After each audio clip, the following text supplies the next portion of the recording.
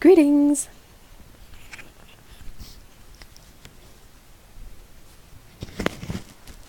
Oh, yeah.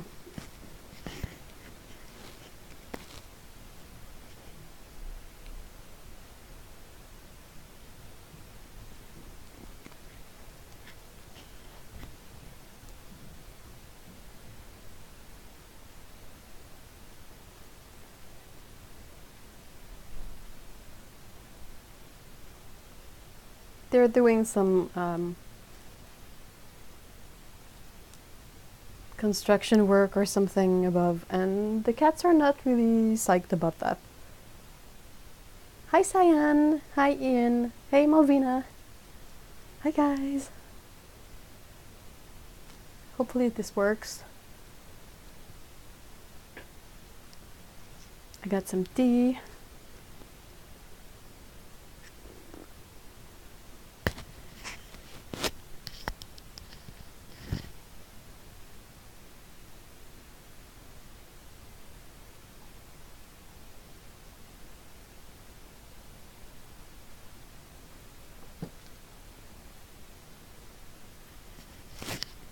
Can you hear me and see me?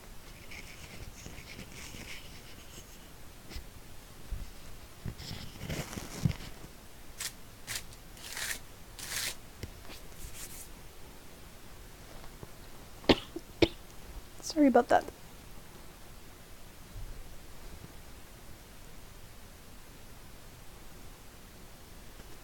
Oh, awesome. Okay, cool.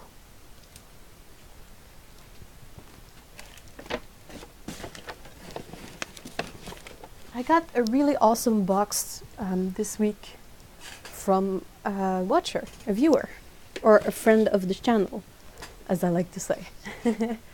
Hey, Addy!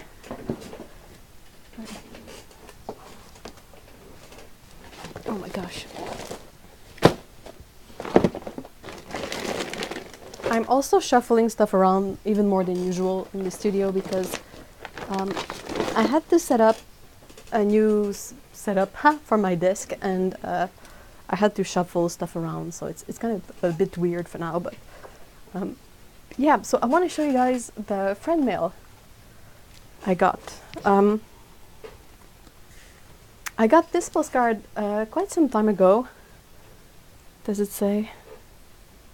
Yeah, it was shipped, it was posted more than a month ago, but I forgot to show it at the last live stream, and yeah. So I thought it was really funny. It says, "Send more tourists to Maine. The last one were delicious." I love that it's a black bear, and I think black bears are really, really gentle. But it's a, you know, it's a good one. I like it. Sent to me by Kelly. So thank you so much, Kelly, for the pretty cool postcard. Hey, Tsukaboo. Oh, you changed your name. Okay, and this is the one I got in the parcel I received. It's I think it's Pippi Longstocking in English. They had to change the word in French because yeah, in French it's Fifi Brin d'Acier. But it says Pippi Langstrumpf and greetings from Germany. I think that was pretty cool. Part of me can identify with this. So yeah, this is the list of the items, and this is the note that Lena sent me. And I want to show you the drawing she did, but I want to show you the note because that's kind of personal. But look at this! Look at all, how awesome that is.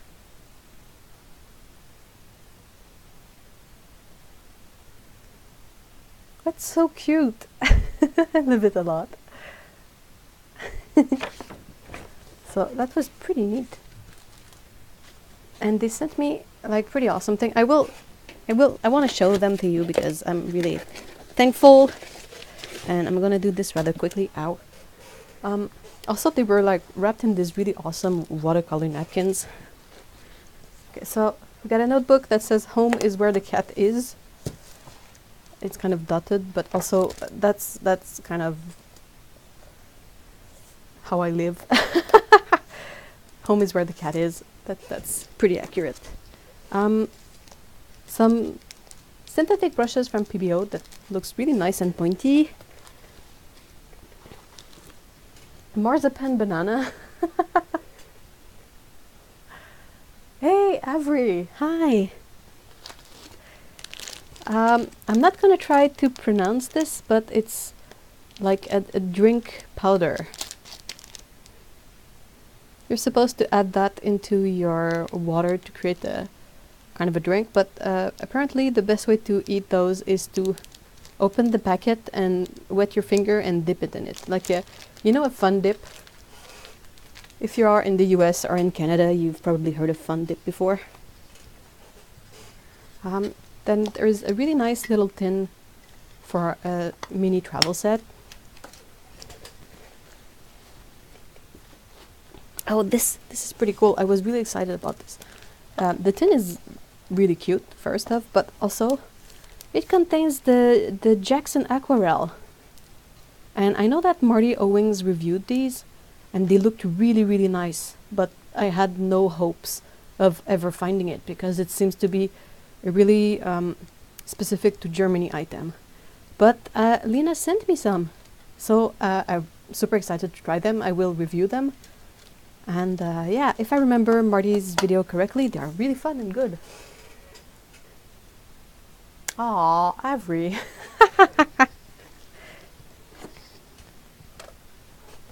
So, watermelon tin, with a bunch of really fun stuff in there. Washi tape, clips, a llama eraser, and I think this is pretty cool. I think it's a travel spray bottle. Like, it's a really good size, and it has a, you know, a pen clip, so you can really secure it in your pencil case. I had never seen one of those before, so I'm really excited about that.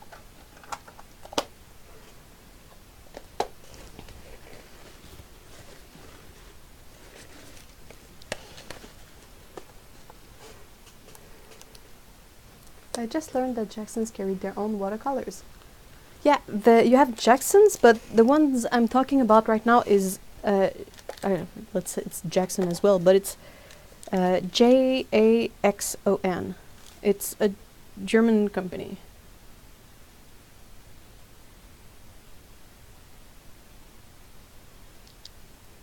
It's pretty neat. I mean, it has pigment information on the packaging.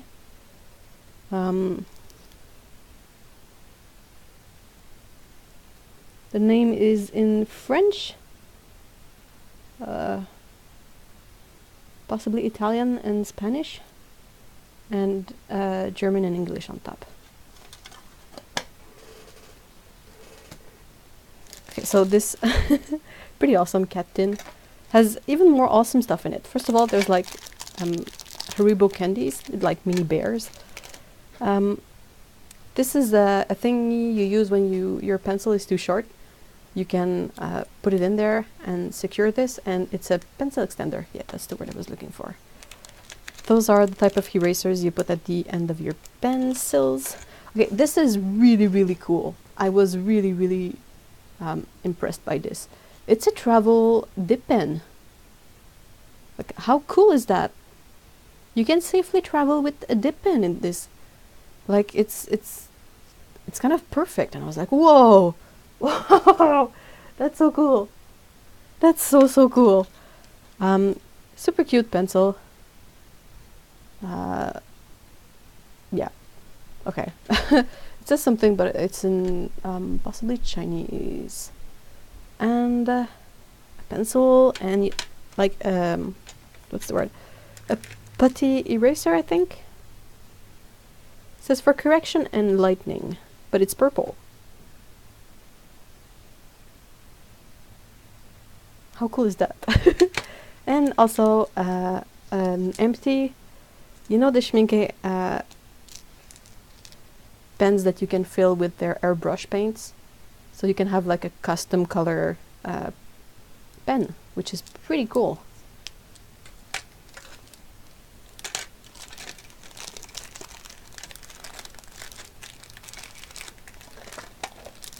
I'm sharing all this stuff because if you happen to spot any of these in future videos, then I can refer you guys to this moment. Then Elena sent me, I think this is tin for pencil, 3 pieces, and it's the anniversary tin, so it's kind of cool. It celebrates the 250 years of Faber-Castell. 250 years, that's respectable.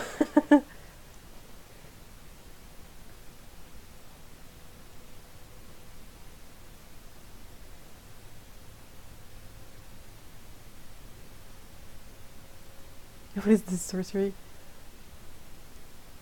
Hey, congrats on getting the braces off, Avery. Yeah, that's true. You can always travel with the nibs in a separate container, but this is kind of super handy because you don't have to handle the nib. Like if it's dirty, or you know, you can just carry this one thing and you don't have to hustle it around. So it's a really efficient way, I think, to work this out. So okay, then there is this pretty cool sea white, which is actually black paper, and it seems to be really thick paper. Does it say the weight? It's 130 GSM black paper, so that's kind of good. And the cute rainbow pad. Seems to be decent paper for drawing. This is really neat too. It's a sampler of paper made by Daler Rowney, but in a pad. So you have like different sheets of paper, and it's labeled like this is Langton Prestige, cold press, 300 GSM, 100% cotton, mold made. And then you can sort of refer to, let's say skip to this one. See, this one is the Langton. It says cold press, 300 GSM. It's not made from cotton, but it's mold made. So you can basically try out the papers, and I like that it's in a booklet like this because that's super easy to refer to. So I think that's really awesome. I had never seen that before. This is also pretty cool. So thank you very much, Nina, for putting this together. But it's basically a bunch of sheets of watercolor paper and paper that hold on, how did she say it? It's just like various papers that that Elena put together and labeled, and yeah, there's a bit of everything. That's really cool. Most of these I cannot find here, so that's why I'm like super excited. There is the Centenaire paper. I think that's made by Clairefontaine. The Hahnemühle is really hard to find, especially the cotton paper. And there's like a bit of everything. And even one from Tiger. That's so cool. So yeah, that's amazing. And I'm almost done.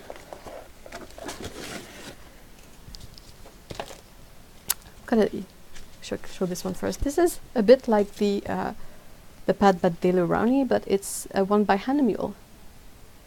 And yeah, it says it has 7 sheets of mold made, 200 up to 600 GSM. It has 5 sheets of Academy watercolor, 250 up to 450, with different surfaces. So yeah, another good way to try out the papers. Which, I mean, I wish there were more of this here, because it's pretty your options are basically to buy directly a sheet of expensive paper and be stuck with this huge imperial sheet of paper. I mean, you can cut it, but it's not convenient, and it's not super easy to have the space to cut off the paper, and perhaps some places will offer to cut it up for you, but then again, I mean, you end up with a bunch of paper and nothing is labeled, so I don't know. It's just, yeah. And this is also really neat. It's a chart. I'll have to count the, hold on. I didn't read the spoiler list completely. printed swatch card for the Jackson pans. I mean, that's pretty cool. I love that it has this so nice and tidy. This is so not like my swatch cards, but that's pretty awesome, and it's that would save me a lot of time. So I'm probably gonna use this. So I mean, that's a lot. Not that's it, because that's a lot, but wow, I am really incredibly thankful, Lena. That's super generous and super awesome, and I'm really excited to try all this stuff. So yeah, if I I will try to mention it if I use the stuff in coming videos, that it's from this super awesome box. But yeah, it's really exciting. I'm like, wee, new toys. And special toys too, because it's not the stuff I can get here. I mean, we have stuff here. It's not, you know, it's not sad or anything. We do have access to supplies, but we don't have a long history. If you think about it, Canada is a really young country. So we don't have a lot of history about arts or anything. And all the big companies, if you think about it, they're all in France, in England, in Germany, and they all have a super rich background of master artists and painters and, you know, all this stuff. So it's like all the good stuff comes from somewhere else, and the stuff we have here is basically stuff from somewhere else that was imported here. So it's sort of the same thing. Okay. Whew. Ah, the honey mule paper is great. I have a bunch of paper reviews to do. I was thinking that perhaps I could sort of compound them into a sort of a quick review format, because I have a lot of samples of paper, and I don't see myself making a really long video about the samples of paper, but I could like do a bunch of samples in one video and have that be kind of a, hey, in this video I'm looking at these papers, and perhaps that could be interesting. Anyway, okay, I'm catching up on chat, hold on.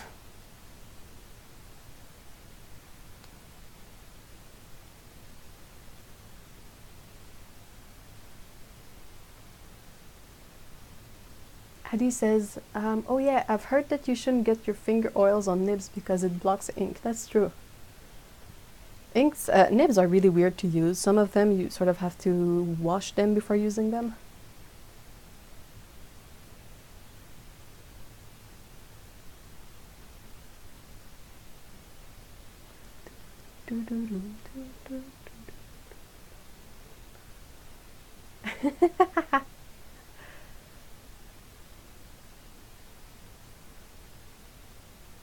Oh no, Cyan, I'm so sorry. Aww. Cyan says that they're sad because they're going to Helsinki on Monday, where there is many great art stores, but they have to save up for new tires and rims for their car. Well, you have the 24 color set of Schminke, so that's a good one to fall back on. Surrounded by art but unable to buy any of it. Oh, I agree.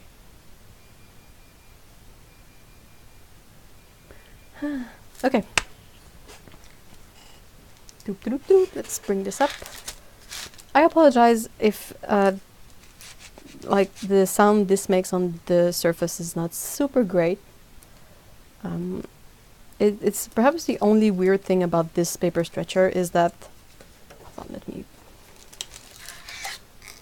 is that you end up with you know, extra paper, and that's all well and good when the paper is wet, but the moment it dries it becomes really stiff and scratchy. So it makes a sound that is not super pleasant. So I apologize about that.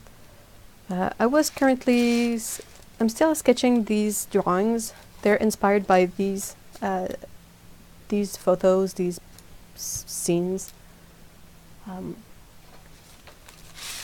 first one here is basically kind of the same environment. I love sceneries that have a lot of fog in them.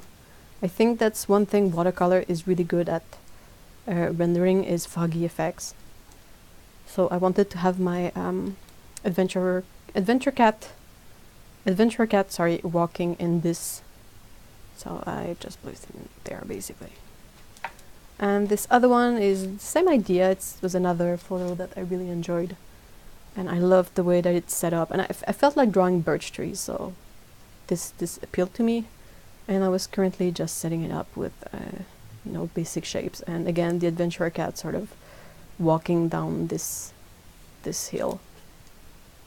Hey, Heather! Hi!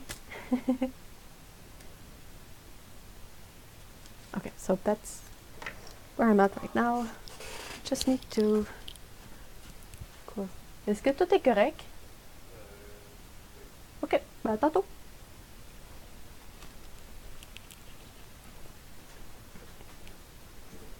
Boop. Hey, Stephen, hi! Okay, well, let me try to fit in this desk somewhere. And I'm just gonna finish up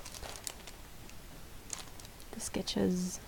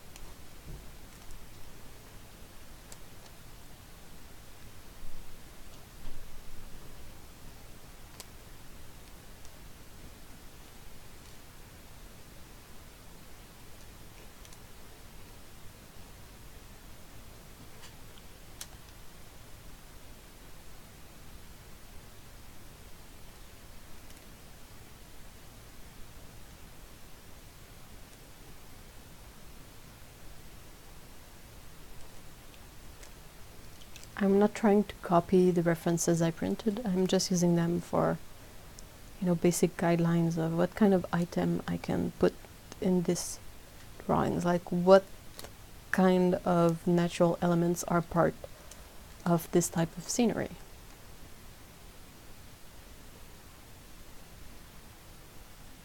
That's kind of the most difficult part in my book, I find. It's seeing a reference and being like, what exactly from this reference do I want to put in my drawing, and how do I translate it from the reference to my stuff, you know, my style, what I do.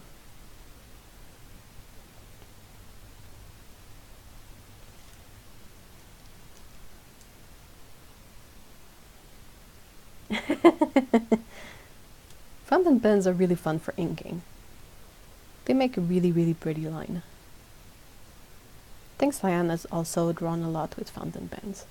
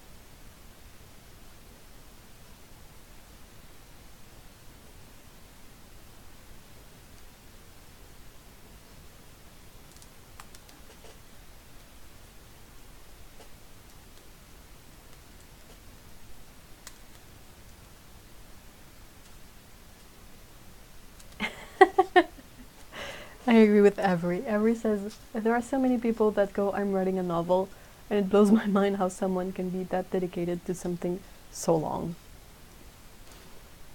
I agree. Writing is hard.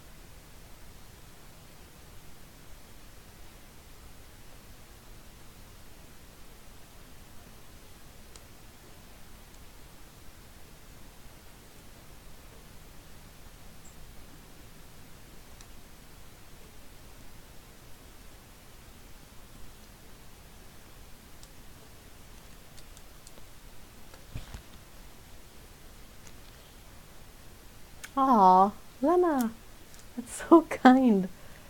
I didn't do anything special.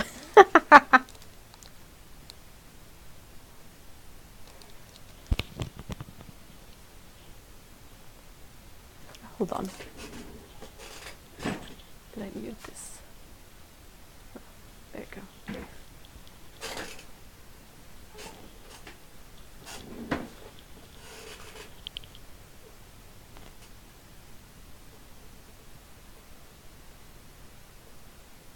Well, 20th novel, Cyan, wow. What is your mom and aunt's occupation, Heather?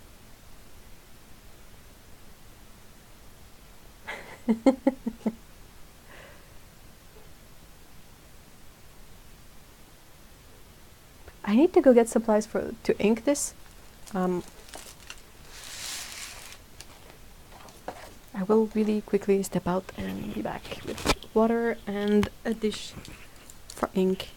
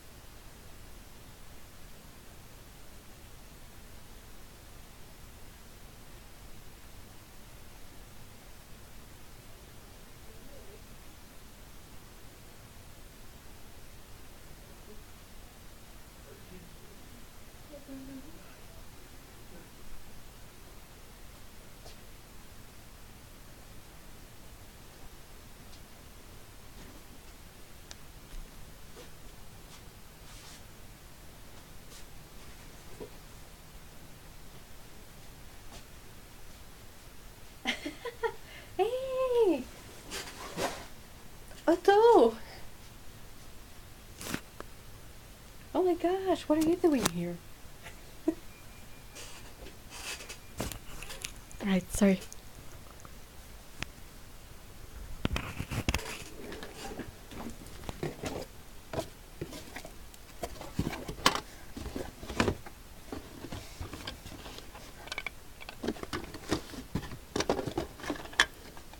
Nope.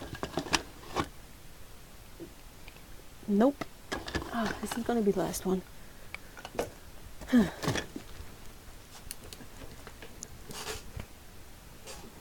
Oh! Okay then. Well, I'm really glad you can make it then.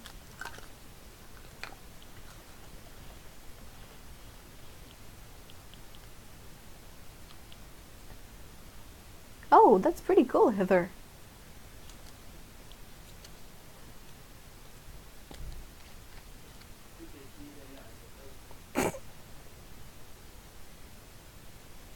I was just informed that Scout tried to get into the dryer. Oh my gosh, you guys. Stop it.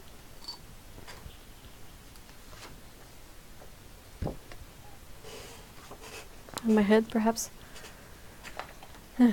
Okay.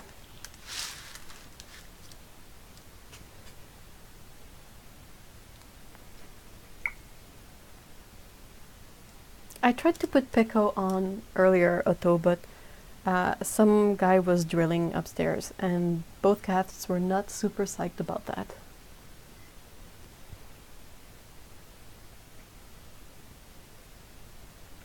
I got this caramel flavored creamer. It's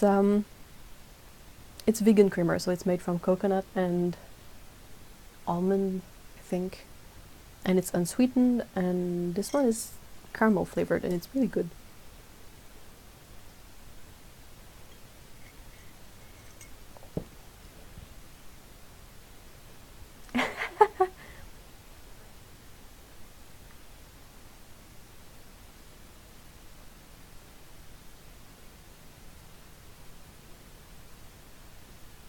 Yeah, they were super. Now I think Peko has settled down in the bedroom, and last time I saw Scout, she was on the oven. She likes to go in the oven after we've used it because it's warm. And this cat really, really needs warmth. she likes to be hot. Oh, I have to go check out the cats apparently. Hold on.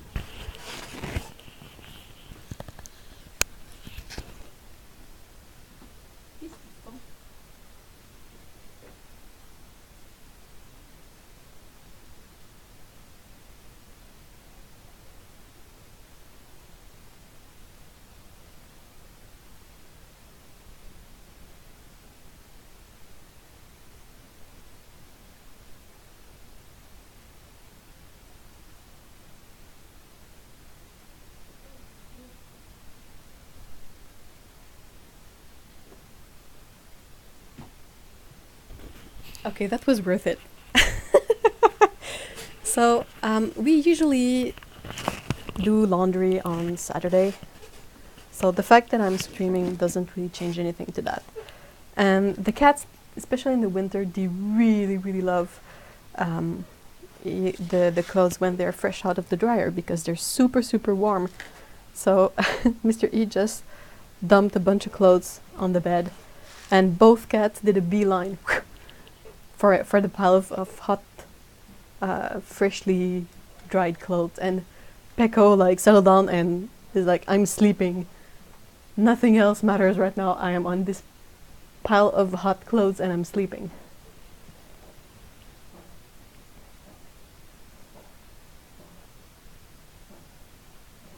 Coffee and hot chocolate. That's basically a mocha.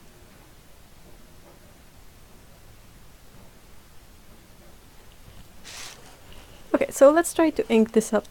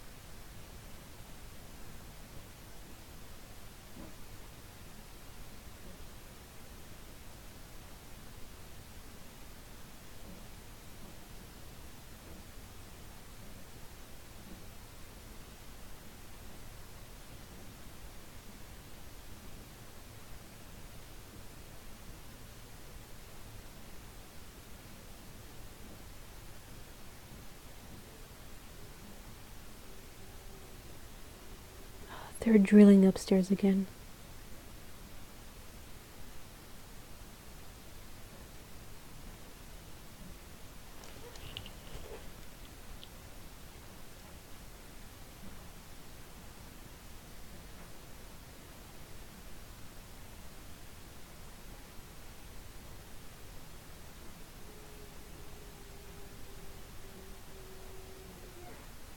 Hey, Queen Sahara.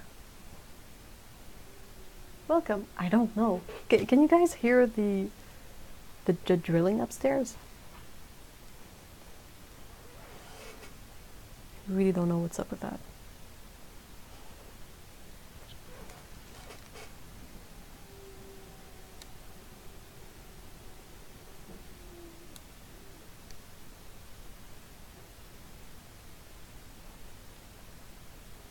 The worst time we've had in terms of repairs and the cats being really bothered with it is when they redid all the bricking. You know, the bricks of the building, because this is a building covered in bricks. Well, they redid it all a couple of years ago. That was not a fun one. I didn't like that one. That was so noisy. Oh my gosh, it was impossible to do anything. And I didn't want to leave because I didn't want to leave the cats alone so that they would be even more stressed out.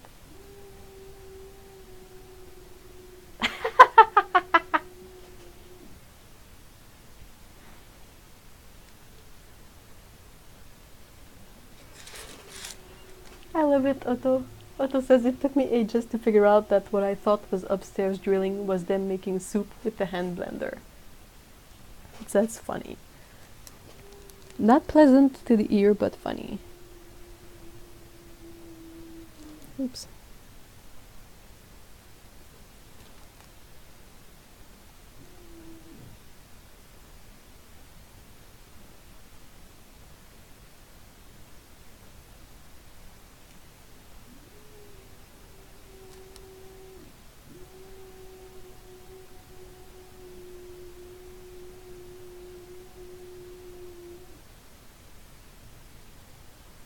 Sigh.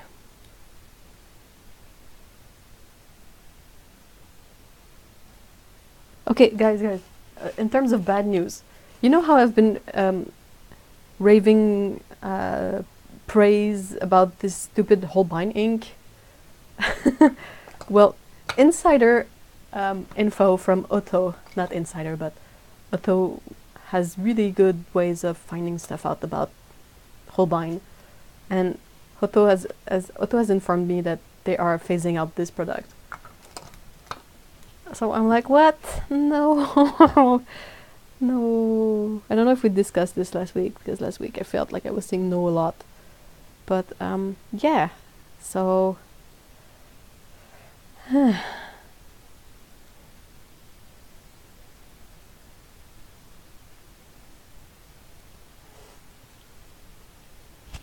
oh, I would love it if you were an insider of Holbein. That would be so cool. You'd be the best insider. Like the insider, the most passionate about the products that they can get.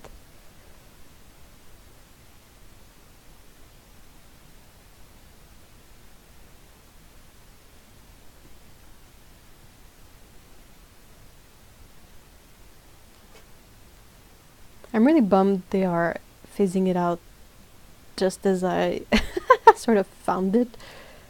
Well, it's been there for a while, but it's not been accessible to me, and the only place that has it, I just found about it like really a short while ago. So yeah, so I was like, oh, and I don't really yeah, I needed a restart bad, but I don't know, like, did I mention this last week? Broke the news to you on the last live streaming you broke. Okay. So yeah, and like I said, it's not worth it to stock it up, because that's the kind of product that can easily dry up, especially the ones with the rubber eyedropper. Like, rubber doesn't age really well. It tends to dry and crack or stick together, and you know, all sorts of unpleasant stuff. But yeah, so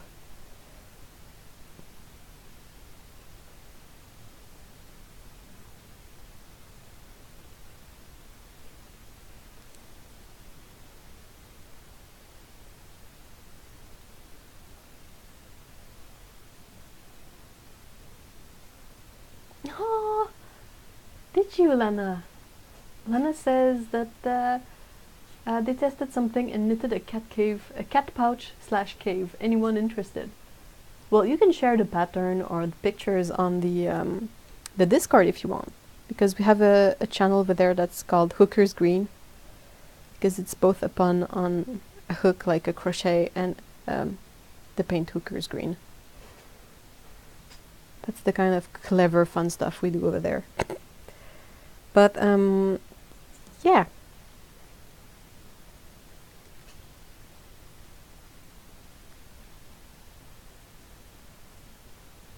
Oh yeah. Science says that they restore old fountain pens, and that they can tell you rubber turns really nasty. Yep, like just rubber bands. You know how rubber bands, they don't age well at all. Well, that's sort of the thing with most rubber.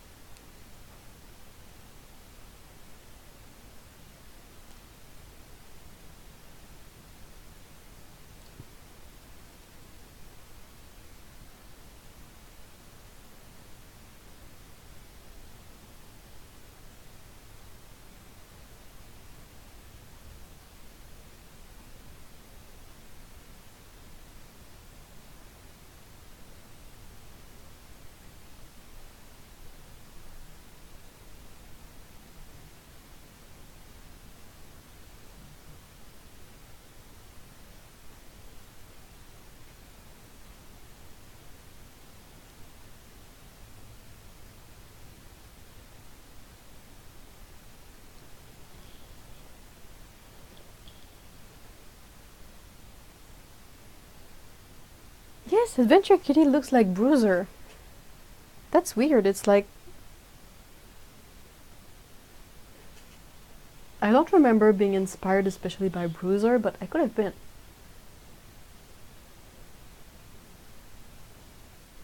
Oh no, Cyan.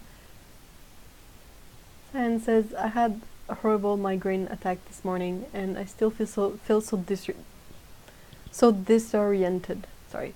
I was starting to paint, but I dipped the wrong end of my brush in my tea. No, specialty. Not the good kind of specialty.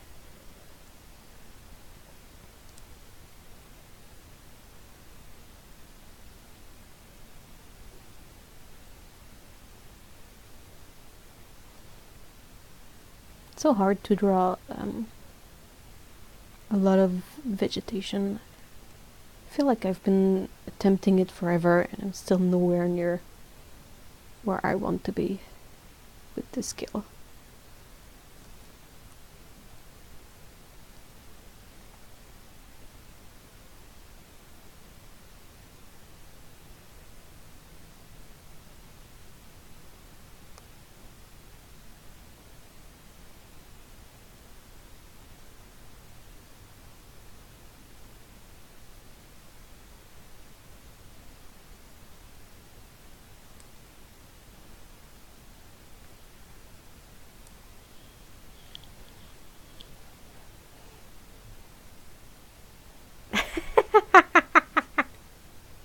Oh, I love Bruiser. He's such a big softie. He was really like a rough and tumble kitty at the beginning, and now he's just like a great big soft fluffy baby.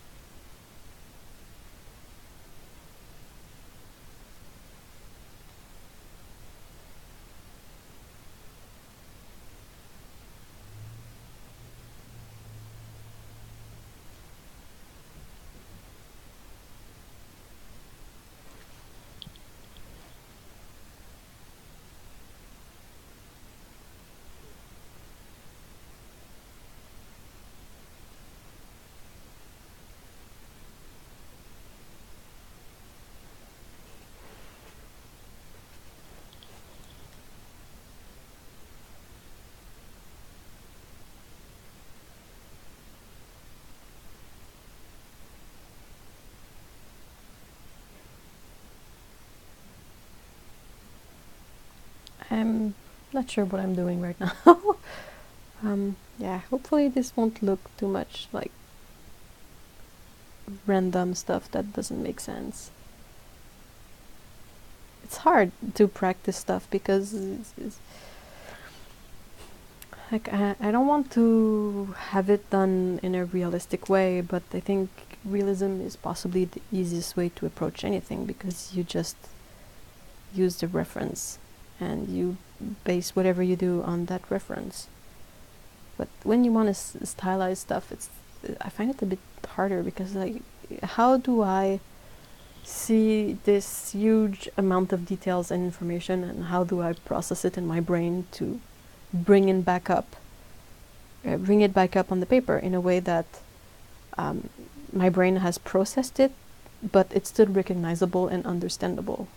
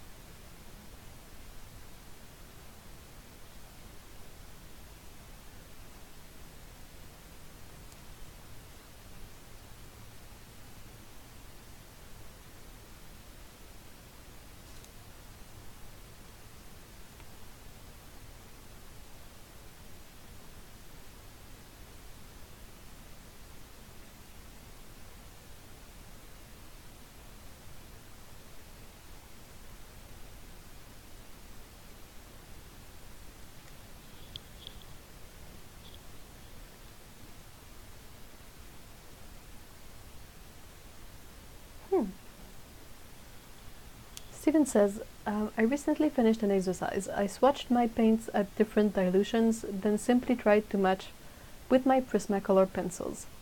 Some are easy to match, others impossible. Sounds like a really difficult exercise.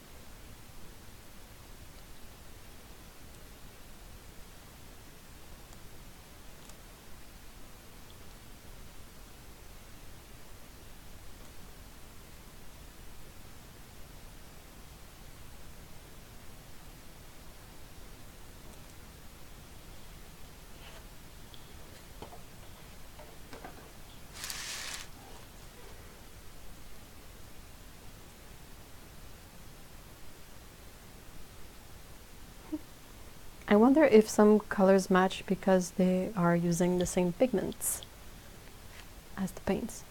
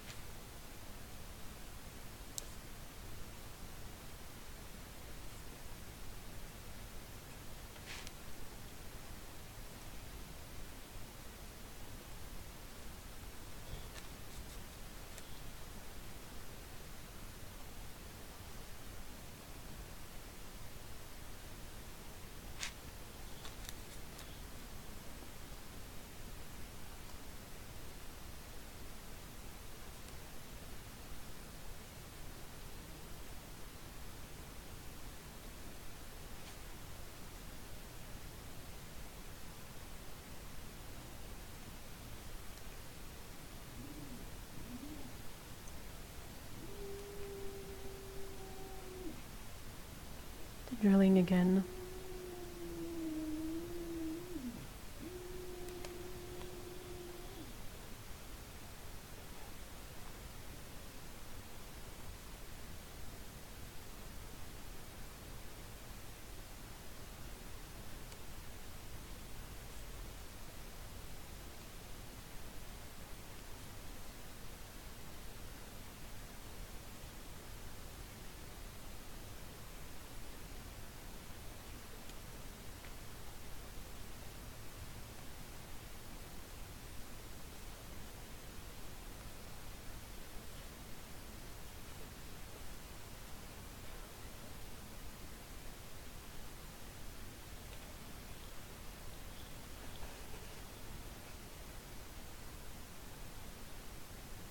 I hope it's not too obnoxious for you guys.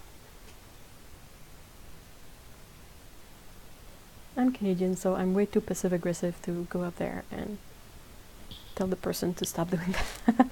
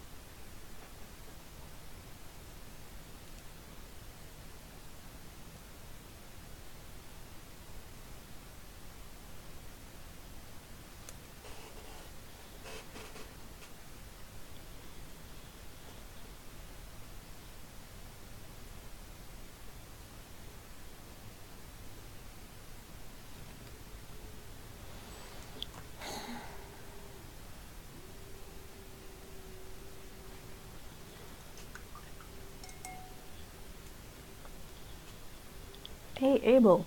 Hi.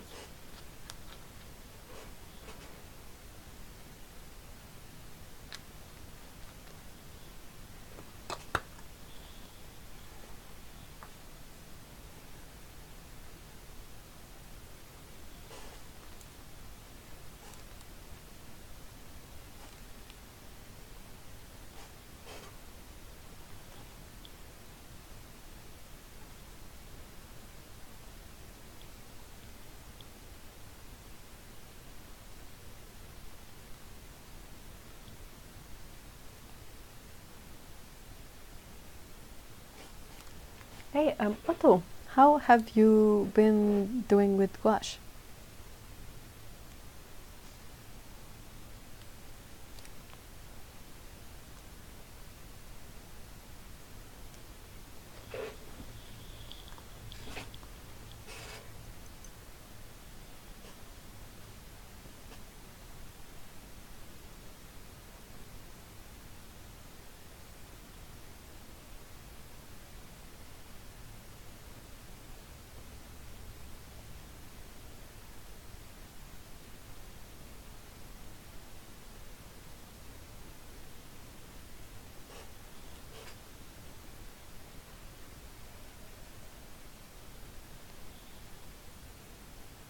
Still, it's really hard, isn't it? Like, I find gouache really, really hard to do because of the fact that it reactivates super easily. So it's not one that you can do sort of willy-nilly, just da da da da. I'm gonna, put some gouache over there. You really have to think about it.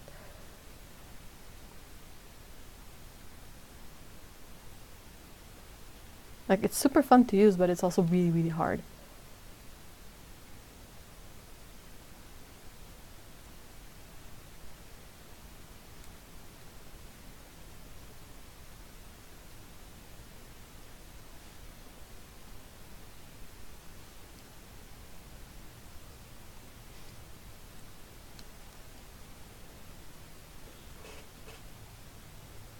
Hey, box of paint, hi.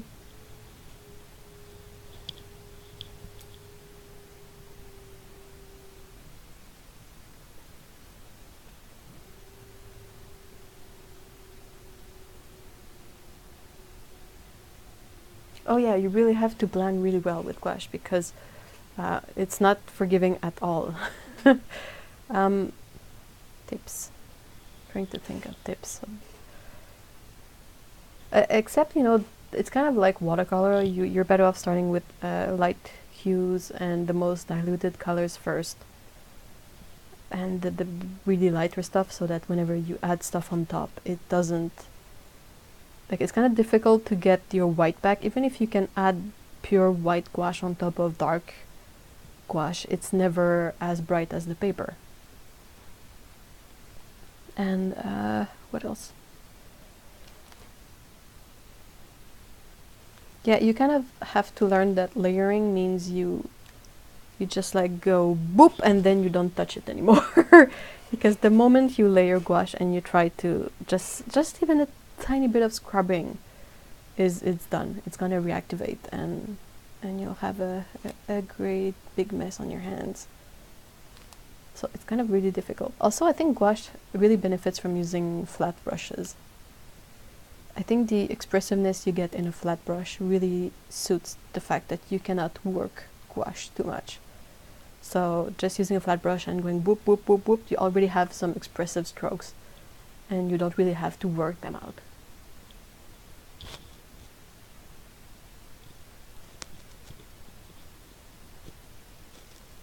Oh no, Otto.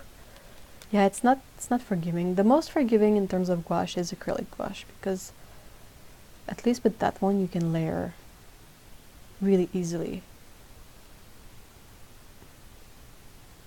And you can add like gesso or acrylic ground, or well, gesso is acrylic ground, but you can gesso a bit in white if you really messed up and you need your white of the paper back. While with watercolor, well, with gouache, it would be difficult to use watercolor grounds or gesso because it would reactivate the gouache and that would sort of add color to the gesso.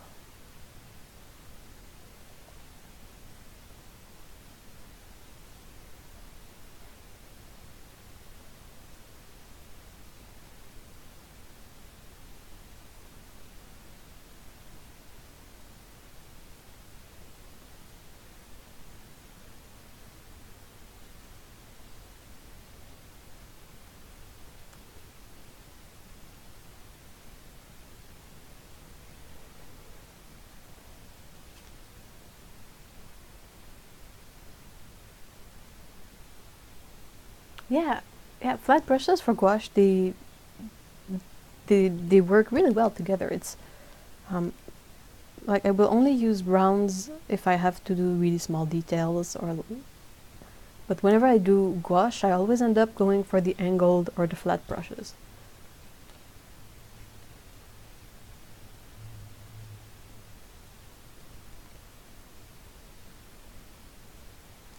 For figurative gouache work, Jared Cullum on YouTube is really, really good with gouache.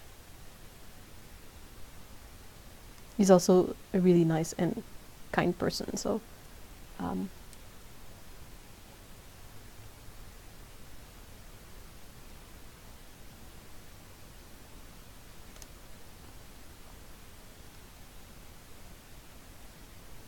there's another gouache artist that I really like, and her name is Angela Sung, I think.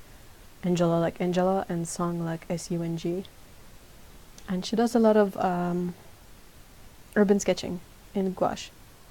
And it's really pretty, but yeah, that's the more figurative stuff.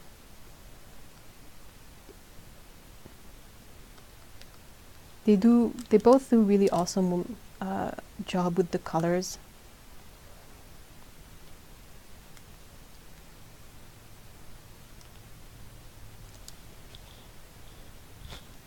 It's Jared, Jared Cullum, Cullum. Spelling in English always wrecks my mind.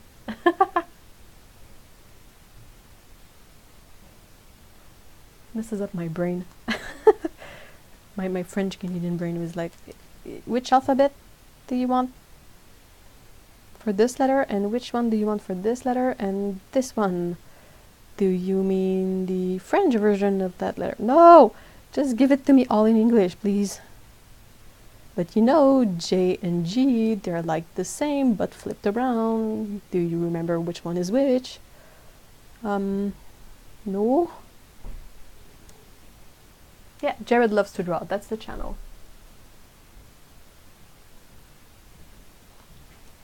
I'm pretty sure I've mentioned him before. In terms of gouache goals, I think he's pretty much the ish. He is the real thing.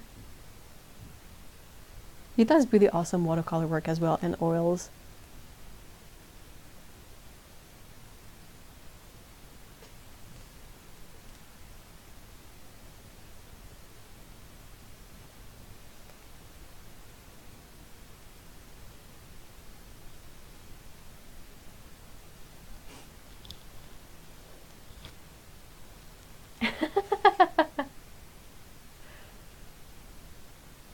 Yeah, exactly, Otto. It's so weird to have multiple languages in one's brain and trying to figure it out on the fly, because you can be sure it's gonna be messed up in there. Check out, I will send you more artists, Otto, if you want, because I got a few that I really like, but they don't necessarily come to mind right now, except for Angela Song, but it could be difficult to find her website. I don't know if she has labeled it under that name. But there is quite a few persons that have a really fun gouache style that is bright and colorful and stylized as well.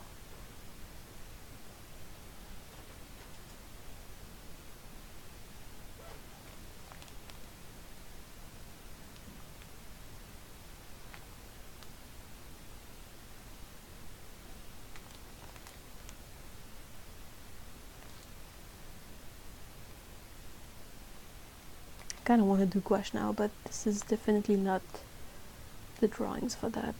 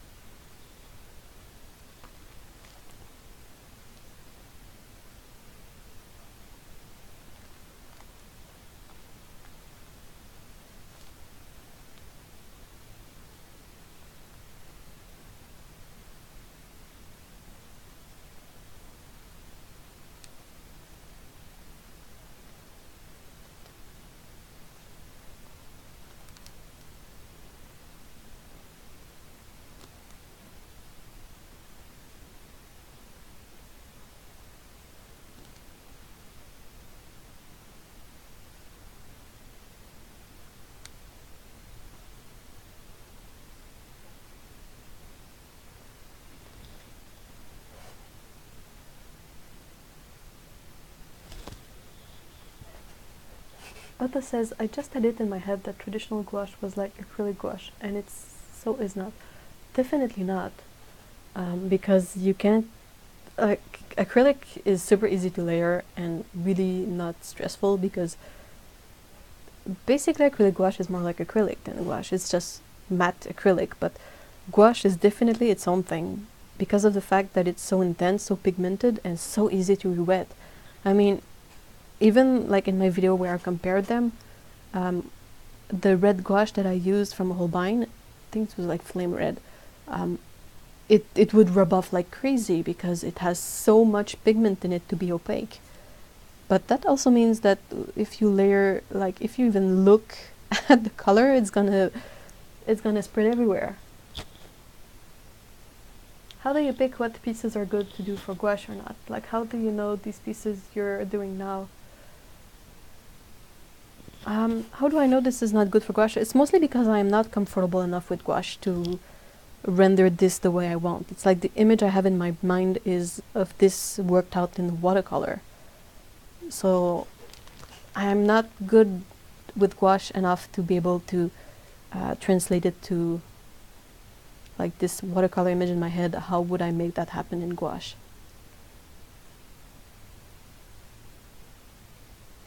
The only thing I really feel comfortable doing in gouache is studies of like fruits and some very old mastery stuff.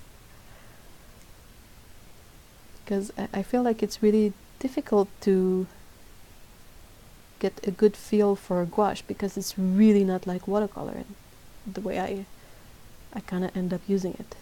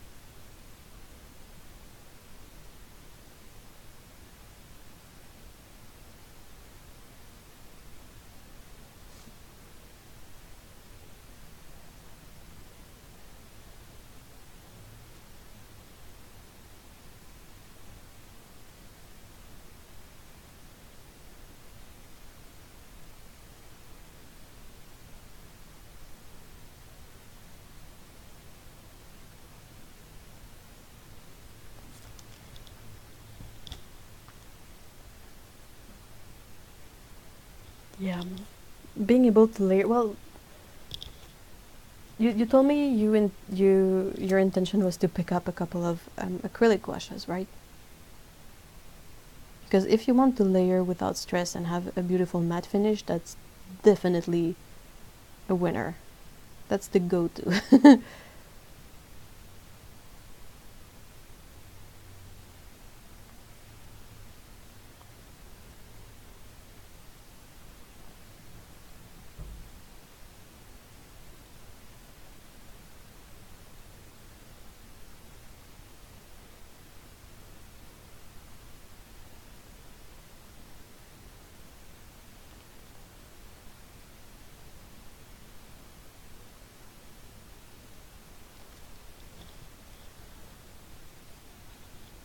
I think if you sort of want to ease your way into gouache, I think a way to go about it would maybe be to use watercolors, like basic, your usual palette of colors, and to use some white gouache. That way you can work certain aspect of the painting in transparency, but at the same time, if you want to bring in a bit of lighter color, a bit of light somewhere, you can mix your color with a bit of white gouache and see how that pans out. This might sound weird, but the best painting experiences I've ever had were with house paint sample pots. Huh, how so? What was special about the house paint?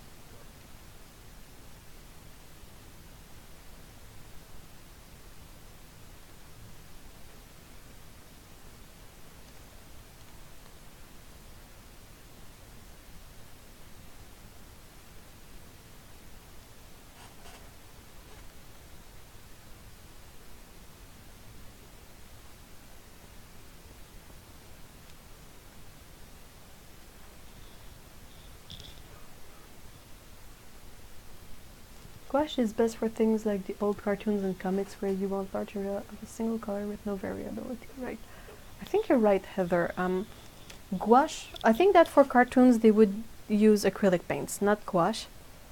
But it was the same kind of mindset of having like the brown number 346 is the color of every shoes of this character. You know, every time you see this character's shoes, it's going to be this pot of color that is pre-mixed. But I'm pretty sure it was either some kind of vinyl paint or acrylic paint. I don't think it was gouache really, because gouache is really friable, and the acetate, like the transparent sheets on which you would paint the animation, they would be, you know, malleable. So there's a good chance that if it was gouache, it would crack and fall. But they would use gouache for advertising, for all the posters. Like graphic design would use gouache as well. Illustration for products would use gouache because it was super affordable and you had a lot of really bright, really intense colors. That's why it's called designer's gouache.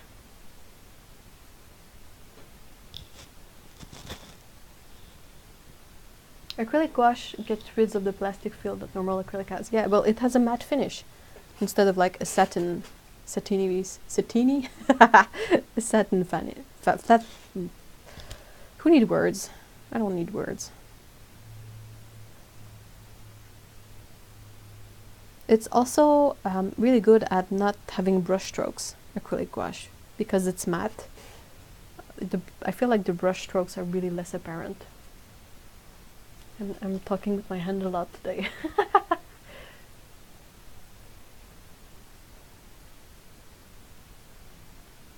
Otto says about the house paints, it's cheap so you don't worry about cost, it's super opaque for good coverage, and it has the right amount of subtle sheen. Not too matte, not too shiny.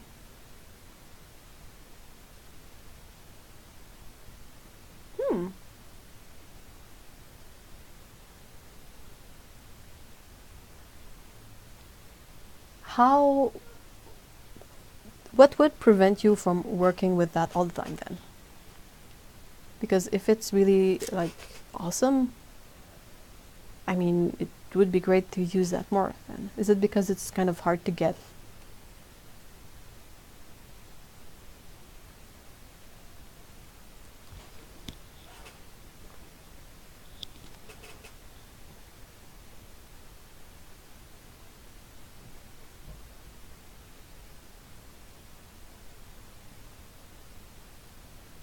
I think they would probably use gouache for advertising, because since it's matte, if you take a photograph of it, it's not gonna have any sheen on it. And I think they used gouache before scanners were a thing, so I figured the only way to maybe get the image in the newspaper would be to take a photograph of it, maybe? I don't know. I studied graphic design, but sadly they don't really teach us the history of the tools. We had some pretty crummy old tools though.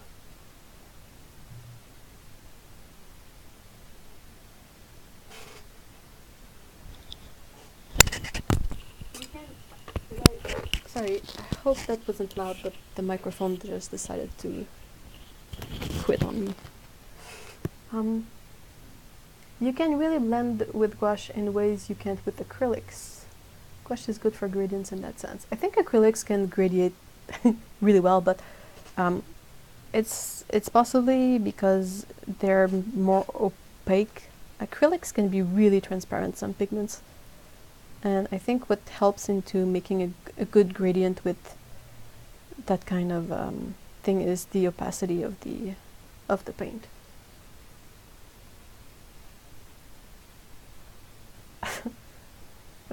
Okay, Avery, what?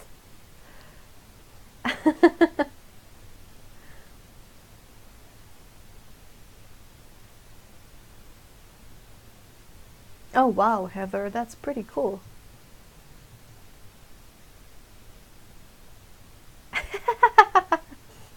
Lotte says, also because they are house paints, the paintings you make go really well in any rooms. The fact that I have a watercolor YouTube channel rather than an acrylic one. Well, I mean, yeah, but at the same time, if the thing that would spark your creativity is the house paints, I don't think you should let your YouTube channel sort of prevent you from being more creative with what inspires you. I know that I'm gonna stick around, you know. I'm here to stay.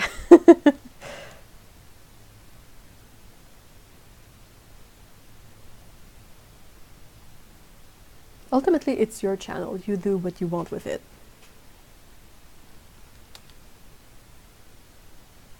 Plus, house paints are UV stabilized. At least the majority of good brands are. Well, what's the downside of using it then?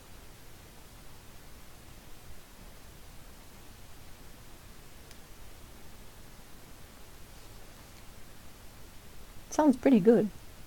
And I think it has really nice viscosity, like the texture of the paint. It's not too liquidy, but it's not too thick either. It's just like a nice middle ground of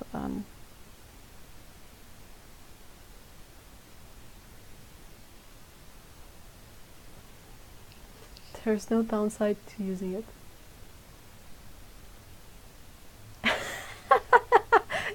Malvina said it.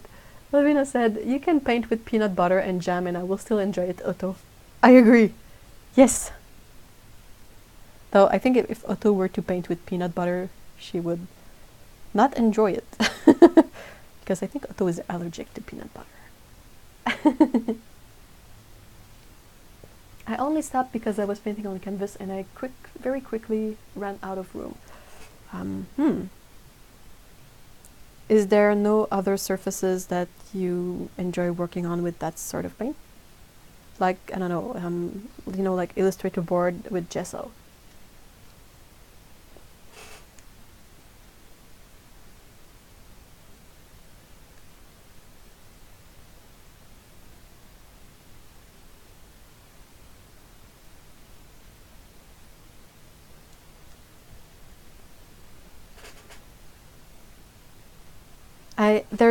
There has never been an occasion where I didn't make myself a PB&J sandwich and did not spare a thought for all the allergic people out there who are missing out on peanut butter sandwiches.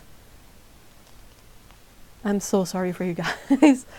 I'm like, oh no, but peanut butter is pretty awesome. I will enjoy this peanut butter sandwich in all of yours names.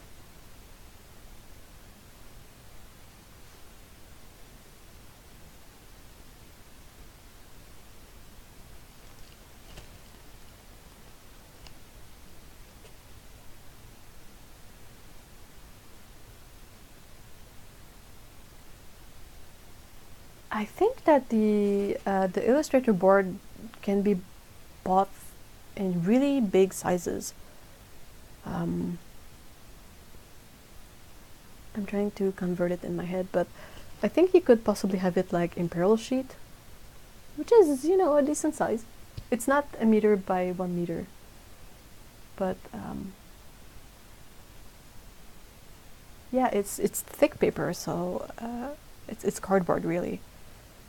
So you can more easily, like it won't be a mess like paper would.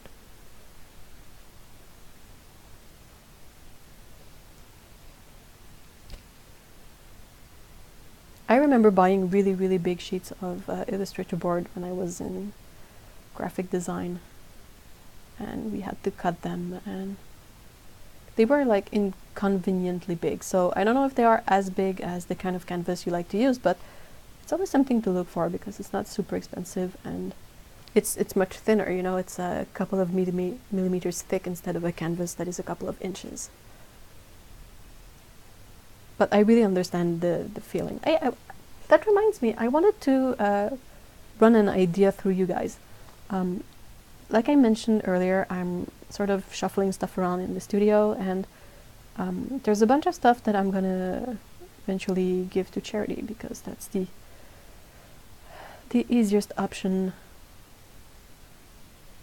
And yeah, I don't have time to really set up shop for used stuff and try and sell it and figure out shipping and all that stuff. Blah. But I have a box of abstract original paintings, and I don't really know what to do with them, in the sense that I like them, so I don't really feel like putting them in the bin is a fun idea. But at the same time, there's not really any kind of platform for me to sell them. So I was thinking that perhaps they could make nice Patreon rewards. Like, the reward would be to get an original abstract painting. I just don't know if that would be appealing enough for people to actually pick up that tier. I have a bunch. I really have a bunch. I have them next to me, so I can take them out while this is drying.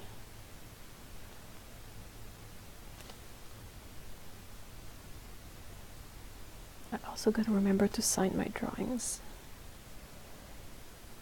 If only so that it's easier to sort them out by year after.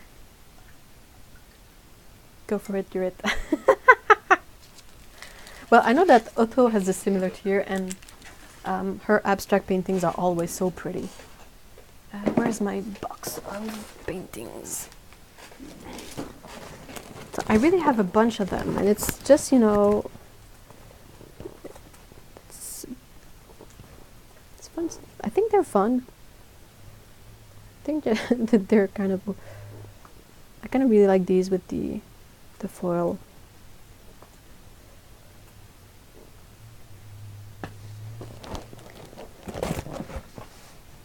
More. I have these small that I did on the Saint-Armand paper. And like I have this box full of it. Do it. Okay, okay, I will do it. But how do I then go about choosing who gets what, though? Is it really important?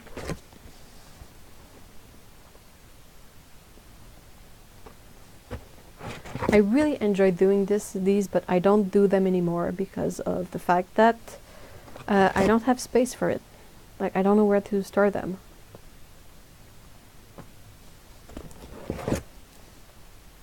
I have my box is full, so I'm all out of space for this kind of stuff. But I have quite a bunch of them. Oh, I love this one.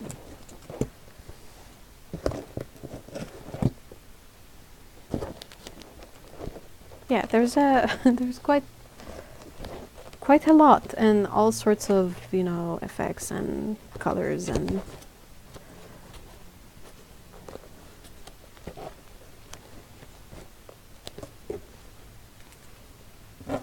random roll dice. Okay, cool. I think I will perhaps say like, oh, this month they all have some kind of foil, metallic foil on them, and then roll dice as to what gets where. Because yeah, that's full, and I would do more because it's really a good way to practice with the medium, but I don't have the space, and then I feel super guilty because I'm doing stuff that just ends up taking space.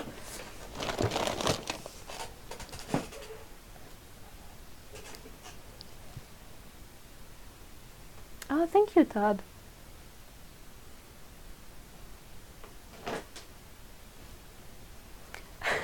I'm such a great abstract painter. It's only because I learned from the best.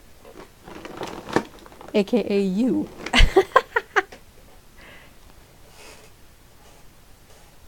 There are backgrounds for new artworks you can do over them.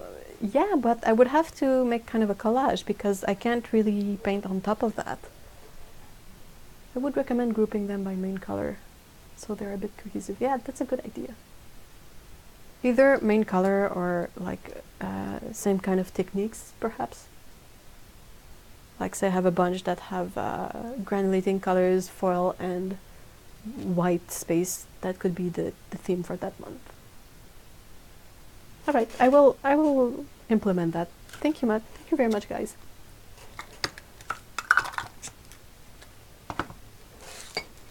I'm gonna have to change water because I don't want to mix the waterproof ink with the watercolors, so I will be right back again. Ah, darn it. The mic took a bath.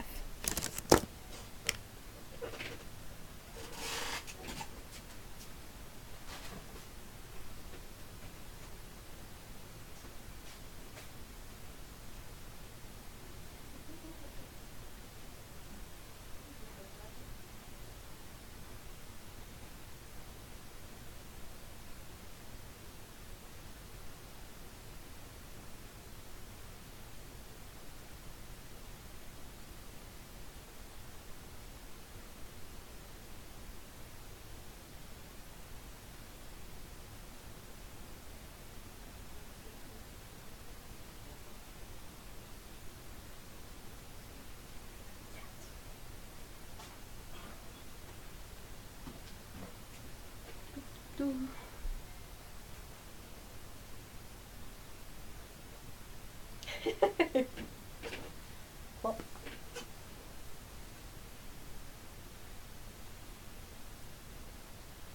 Ah, tea. Yes, yes.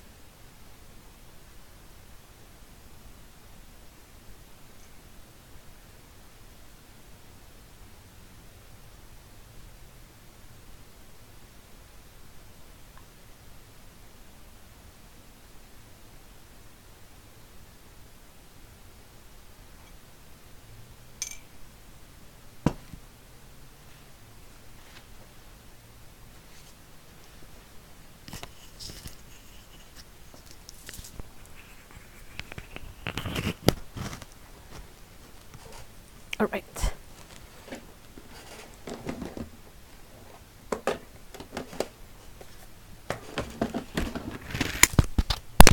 Oh no, I'm so sorry. No, no. Yikes. I don't understand. I mean, this stupid thing has a clip on it. And it never stays on my shirt. Like, come on, clip it. Clip it good.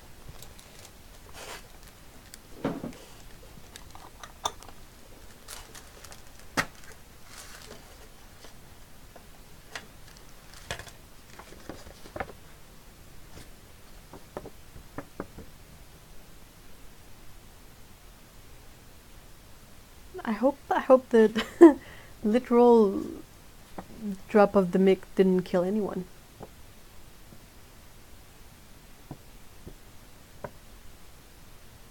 Reminds me of Mr. Incredible. Okay, so this is my schminke set. I added 2 colors in it.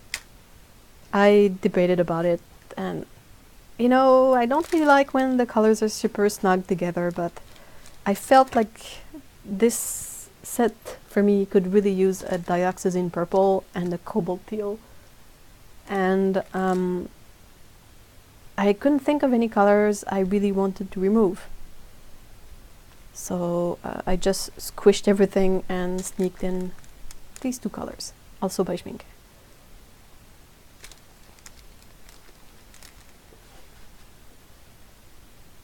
Clothespin alligator clip. Hair clip, Rebecca. Yeah, I should. I think it's that I really need to like press the clip firmly into my sweater because otherwise it's not super clipped on. Ugh. Well, I'm really sorry if it was loud for anyone.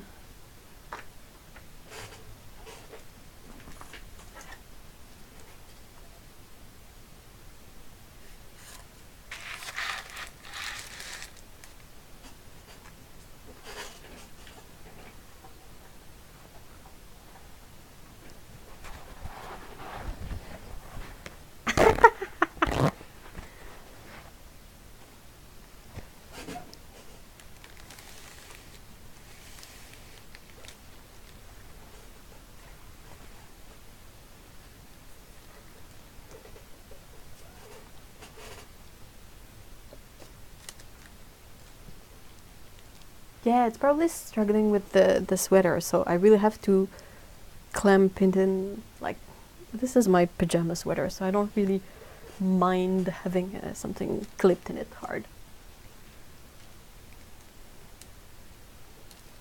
Also of note, I think I'm almost at the bottom of the ultramarine blue pan, which is not something that happens to me often. Yeah, because I usually switch around from one set to the other, so all the paints get sort of equal usage. But this ultramarine blue is really like nicely furrowed. The most unused colors in this set, well, if you don't count the new ones because they're new, there's the Prussian blue I don't really use that much. And this one, this cerulean blue tone, and the yellow. The rest are all a bit used. This one is not a lot.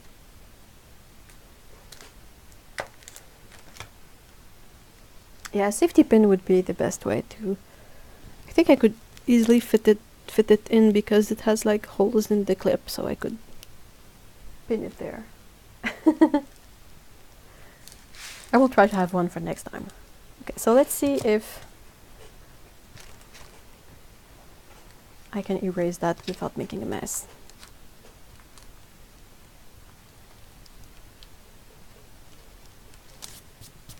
Yep, that's good.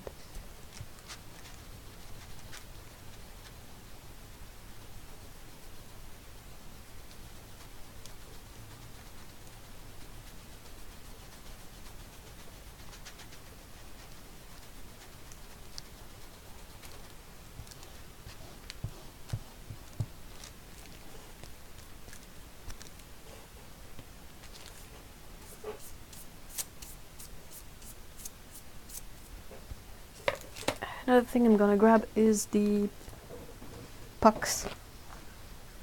What's it called? Is it pet puck? Pet pucks. Okay. It's basically these weird contraption thingies that it comes in a set of 4, and you can pile them up, and you can prop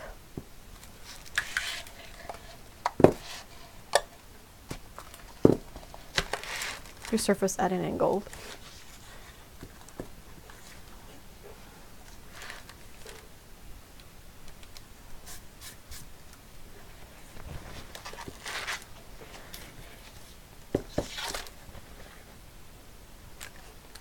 Okay, so I'm sorry if it's a bit distorted on the camera, but I just want an angle for the creating the sort of fog effect. After that, I will possibly not need it as much.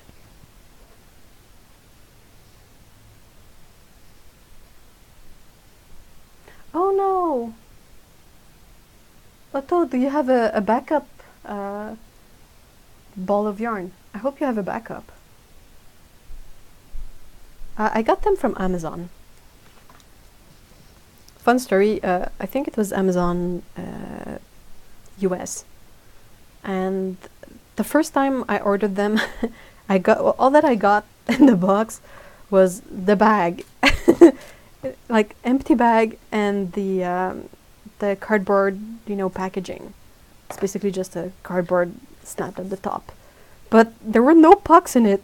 So I wrote to Amazon. I was like, well, I got the package, but there were no pucks in it, and they were like, whoops. Well, we're gonna send you a new one.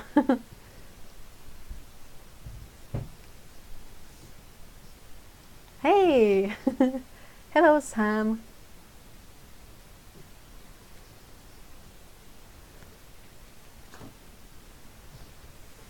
Do you ever use kneaded eraser for watercolor prep, or does it mess up the paper?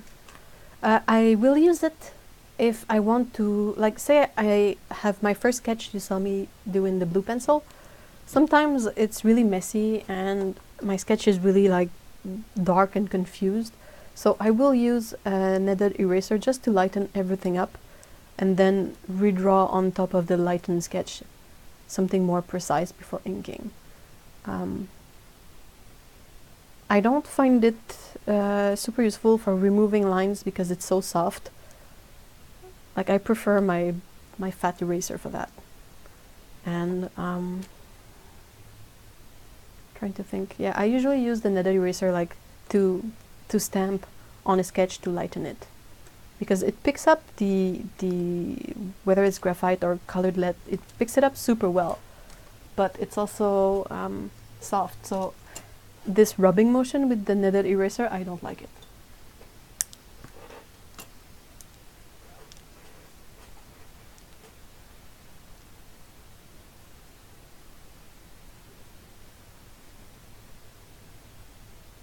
Yes, I'm working on a blanket at the moment. It's it's my first blanket in V-stitch, thanks to you. And it's a really weird selection of yarn.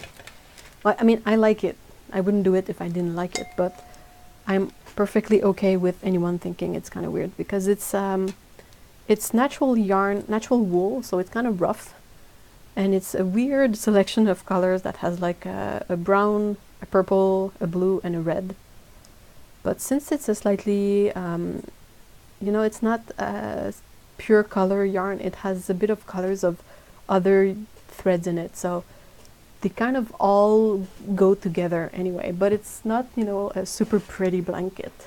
But it's gonna be so warm though. And like, I'm doing it for fun. I don't have to justify my weird choices of yarns to you guys.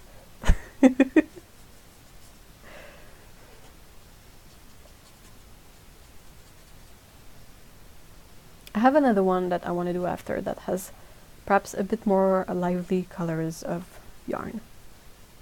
But for some reason I really enjoy natural wool because it's the easiest one I can find at a good price. I don't have a lot of merino options or, you know, pretty.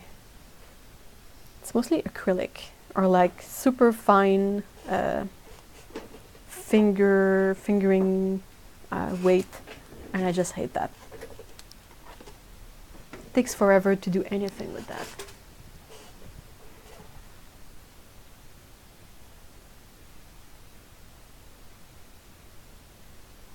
Well, it's lap blankets, mind you. It's not not full-on blankets, because that's I would be fine with doing it in terms of the time it takes, because it's really you know, calming to just crochet something out. But it's in terms of the price of the yarn you would need to create a full blanket. We're talking a couple of $100s, guys, and I have paint to buy. I'm all out of space and everything.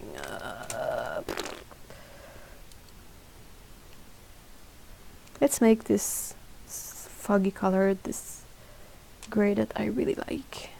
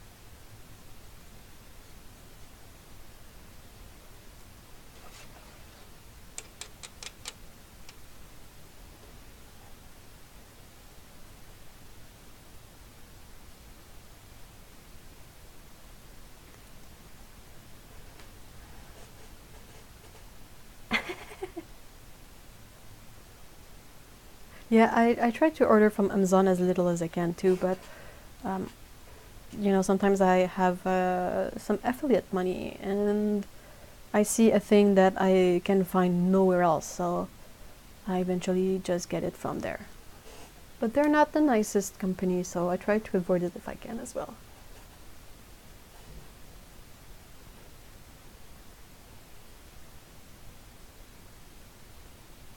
Oh, thank you so much, Sam. Yeah, I've been really working hard towards doing finished pieces and, you know, completed things instead of just sketches. And the fact that I have like watercolor paper stretchers now really helps, because I can work in a way that is super conducive to illustration, I find, because like this my paper will stay super flat on this, and I can really have a line work in ink that works, and I can have watercolors that works, and the granulation will still work. It's already separating in here, but I am not, you know, stuck on a sheet that will be all curved and whatnot. If I have some extra money at some point, I think I will buy another stretcher like this one.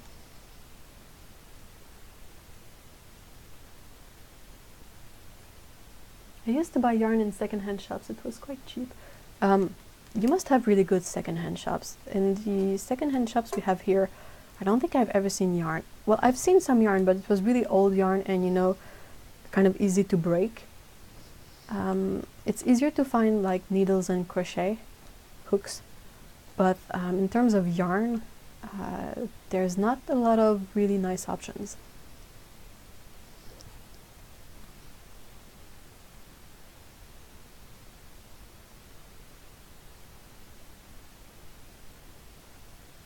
Oh, yikes. Oh no, Heather! No! No! Oh, Havoc is the most apt name ever. She really does. Oh my gosh. A hairball. I can understand why she would have hairballs, because she's really, you know, floofy. But on the on the color chart, that feels like a low blow.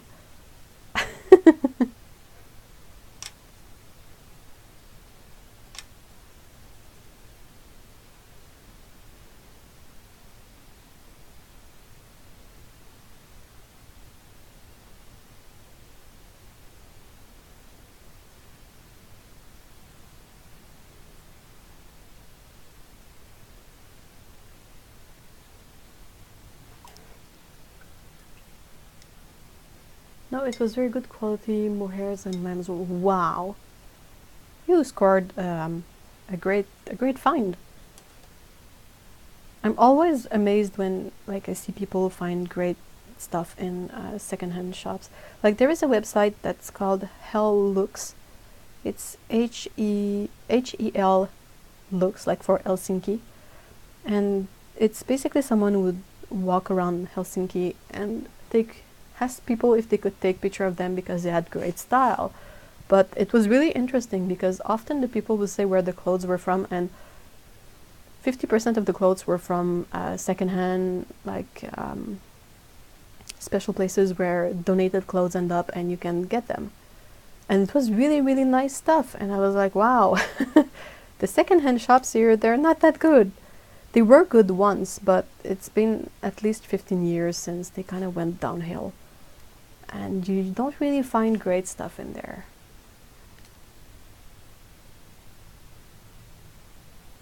Five inches long. Oh, bleh. Literally bleh. Oh, I'm so sorry, Heather. Yeah, you know that site, Cyan, right? I mean, people find Marimekko stuff in the secondhand shops, and I'm like, what? That's like super awesome designer stuff.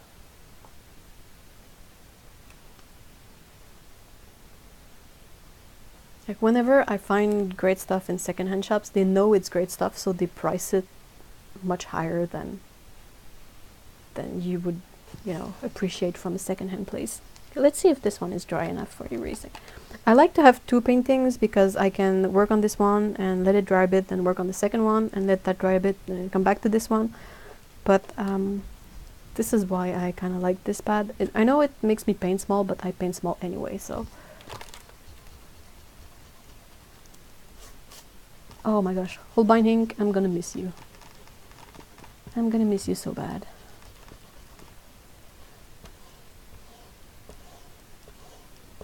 It dries fast, super matte, waterproof.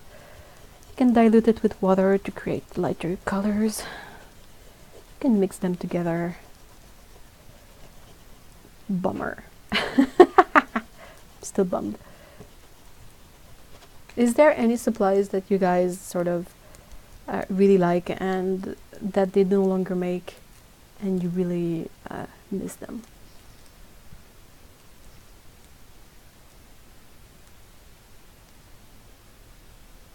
Yes, yes. Hopefully it's gonna work just as good.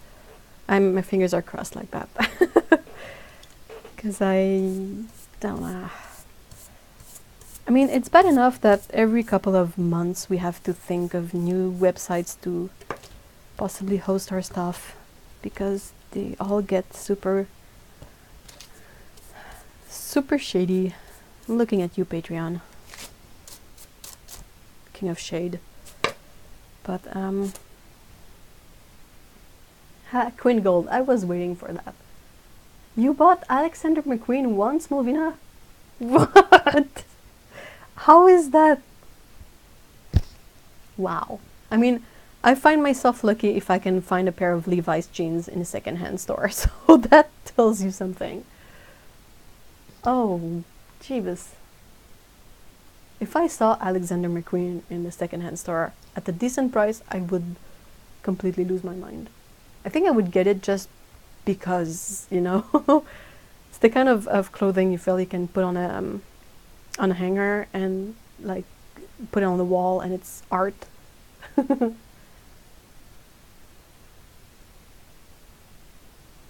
It's a men's jacket and it is big, but we have it. Well, better that than too small, because if it's big you can still wear it. But if it's too small...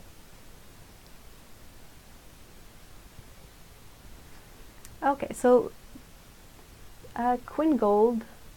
Speaking of Queen Gold, I have some here. Queen Gold. There were those Faber-Castell colored pencil back in the 90s that were in polychromos or their student line. I still have an old set. Shills Green. I've never heard of that one. Holbein Hierarderie Antique Tube Paint. They don't make those anymore? I thought they still make those. What a bummer. I'm not in favor of the cultural stuff getting discontinued.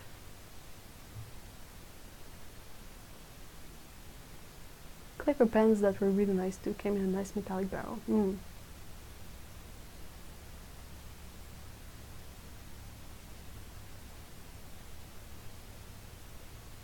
Well, if you found 3 tubes of Queen Gold in an old art box, you don't...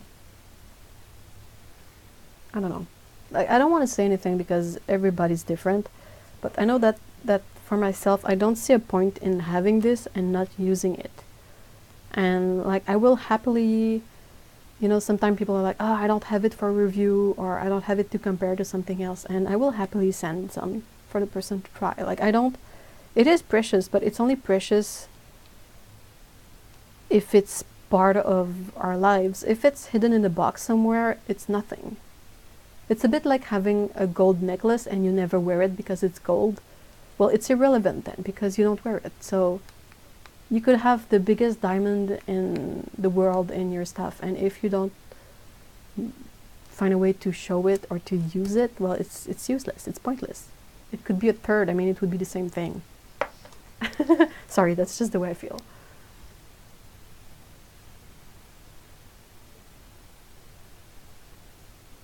Oh, bummer! The Recollet range was so nice.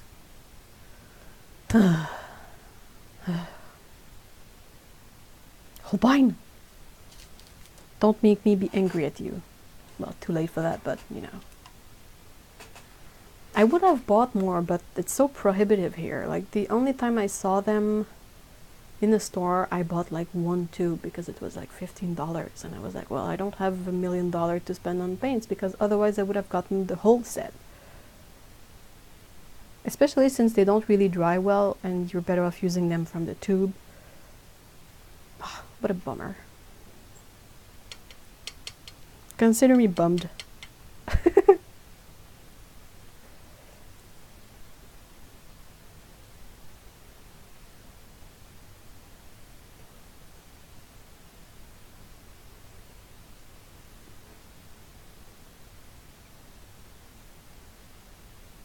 Oh, thank you so much, Lana.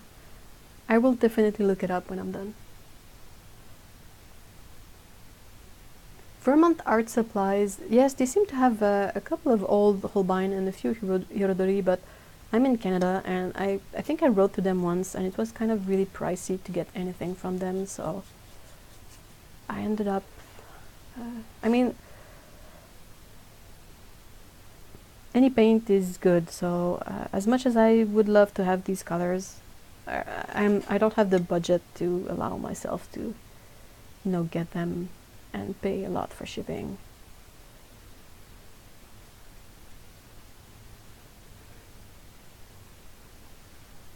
Bummer. It was great. These was like special colors that felt like, you felt like they had a history. The colors meant something.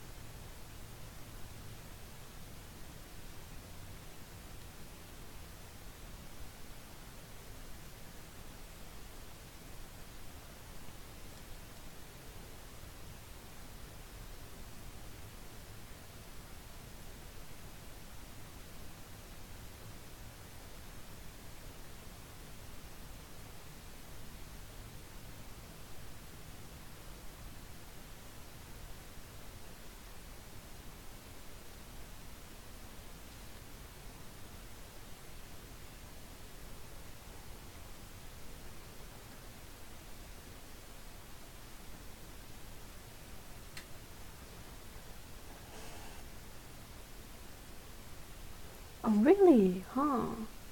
Otto says that she can't find anything about Holbein's Recollet range on their website anymore. Also that the Recollet were also useful because you could use it in silk prints and woodblock prints. Silkscreen prints. That's a mouthful. Bugger. Ah, bothers me so much.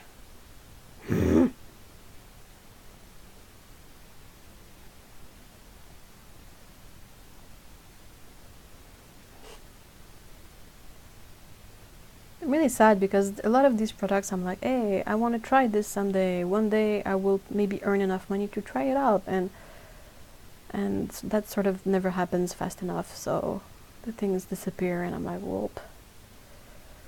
Bummer. I guess that's gonna be for another life then.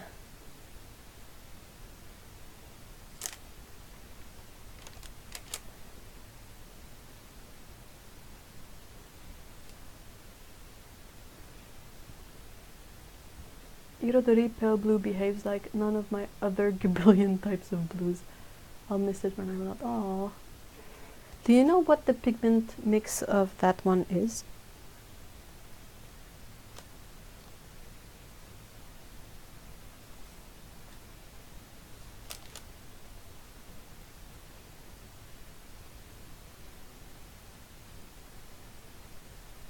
C'est la vie. Yeah, it is. Still kind of a bummer, but yeah.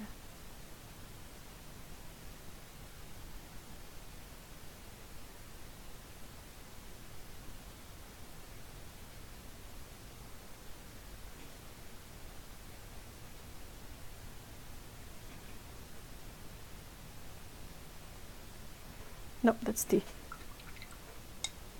PB29 PW. So, well, you know what?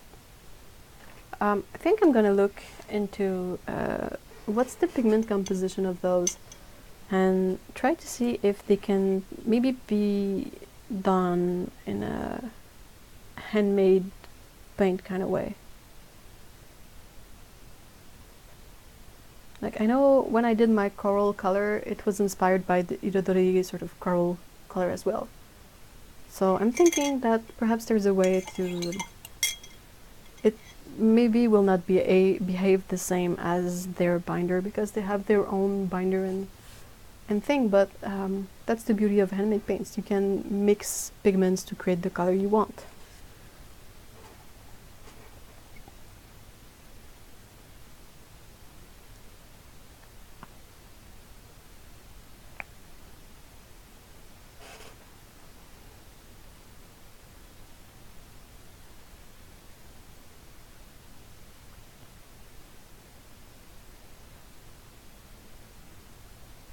That's so wait, Lana, what was philosophical?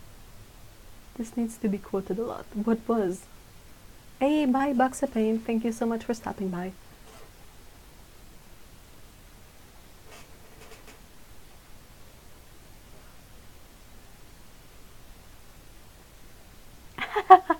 What's so special about the way the Irodori paint acts? What's special about it? Because, I mean, it might be possible to reproduce that effect.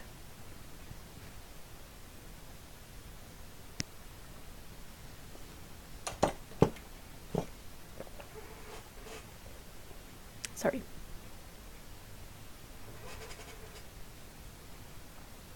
If you don't use your diamonds, they, they as well could be thirds.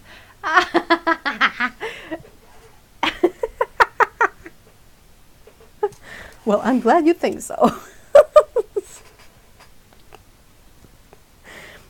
That's pretty much on brand in terms of my philosophy, right?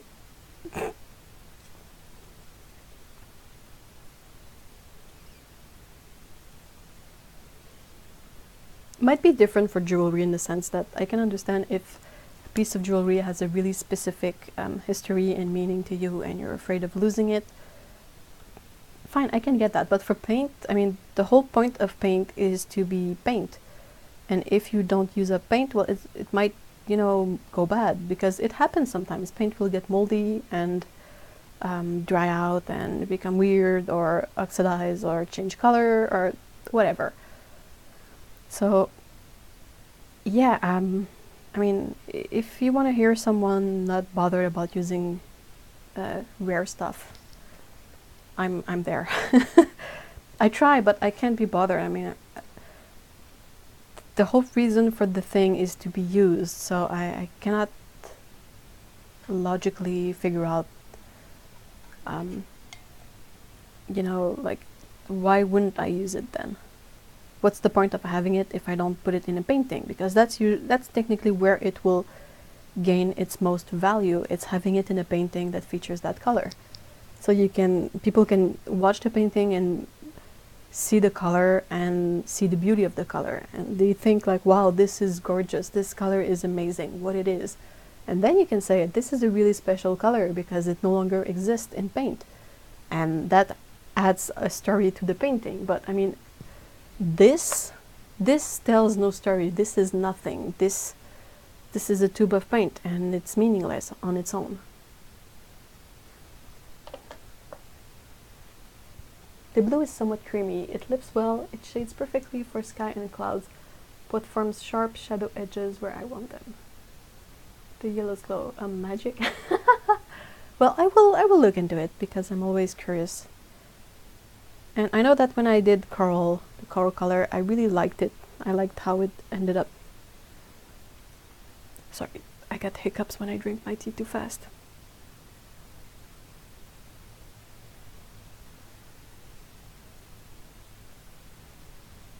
Hey, inking is joy. Okay, Otto, so you get a lot of joy out of just looking at the paint. Like, you look at this, and this provides you with, this sparks joy, to borrow the words of Marie Kondo. Like, when I look at a used up palette, that sparks joy to me, but this does not really, this is just a tube. Like, perhaps if the color was out of the tube, then I would agree, but this in itself is kind of boring. No, that's the tube, right? The tube is boring. This is better, like a palette full of paint. This is fun, right? Well, it's fun because it's used. If I show you guys a brand new palette that's never been used, is it gonna be as special? Hey, Z! Long time no see. How are you? No joy from tube. Yeah, I agree. The tubes are boring. But the paint. Ah.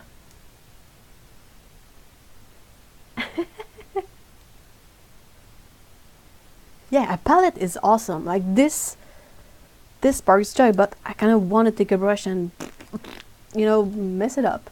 I have like completely new palettes, and the only thing they spark in me is the desire to take a brush and start playing with them. Because, I mean, there's nothing for me as satisfying as seeing a color granulates on paper, or like a mix that has cobalt teal in it, and you watch it separates and create something. That's the thing. That's the drug, guys. Kind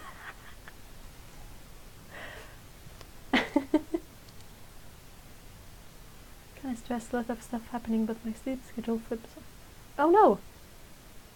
I might not stay for long though, because I have something tonight, and I'm gonna have to do some cleanup and stuff before I can be ready for this. Actually, the more I think about this, I agree with your original statement. I enjoy the color most when it's on paper.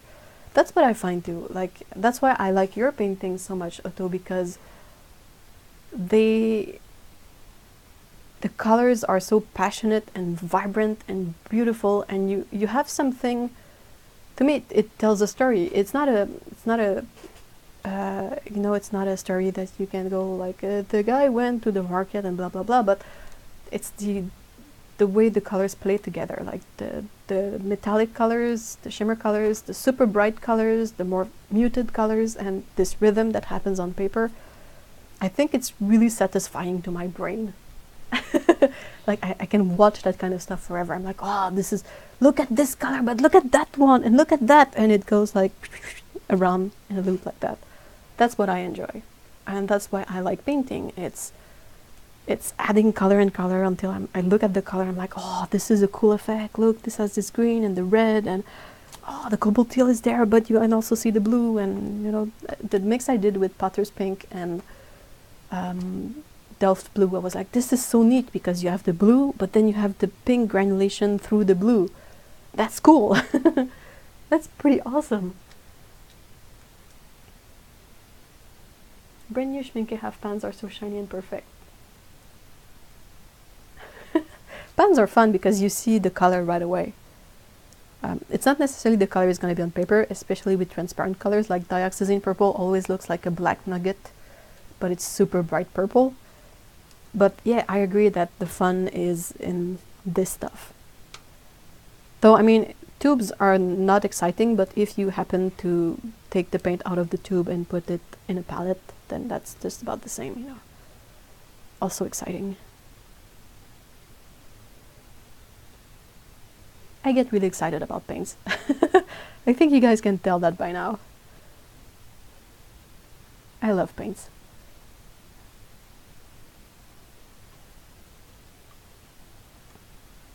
I love vibrant colors, and I love like trying to make something happen that is fun to watch, and both in terms of the subject of the painting, like even if it's an abstract and it has like a contrast somewhere or something going on, but also when I try and make something more like a scene like this one. I mean, it's trying to find the colors that will give you the effect, and how can I represent this mood or this weather and this medium with this colors. It's my jam.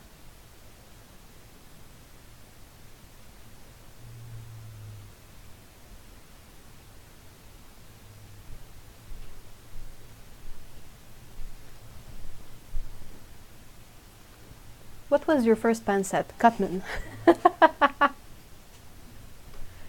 Artists nerding out over paints, good afternoon. Oh man, I could nerd out about paints forever.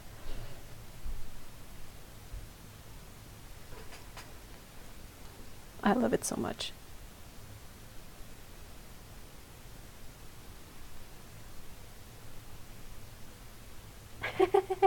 Yes, yes, chromium oxide green separates nicely. I love this cadmium, what is it?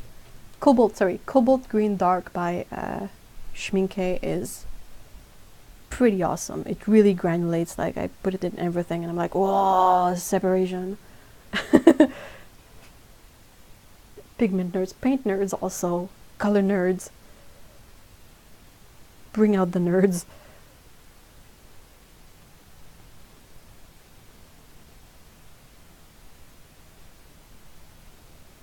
Just a tiny bit too bright.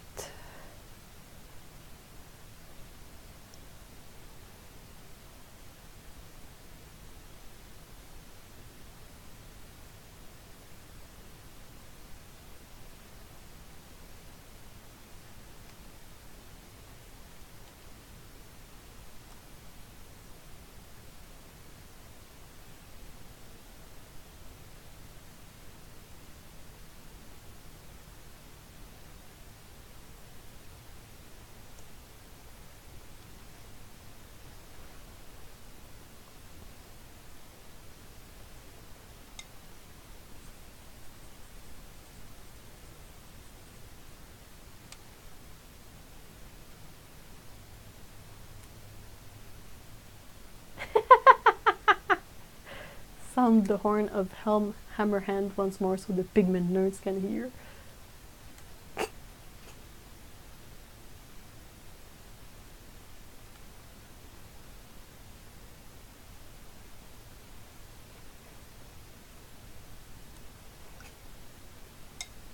Daniel Smith Cobalt turquoise, yeah.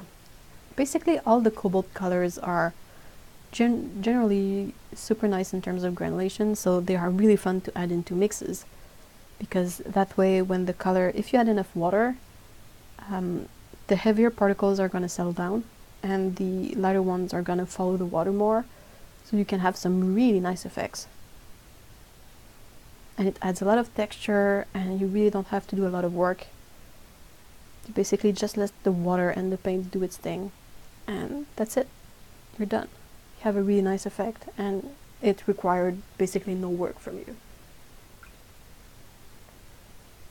I recently bought a watercolor set from Amazon called Amy Tangerine Watercolors. Huh. I'll have to check it out. I think the Amy Tangerine products are more like crafter oriented, bit like the Jane Davenport ones.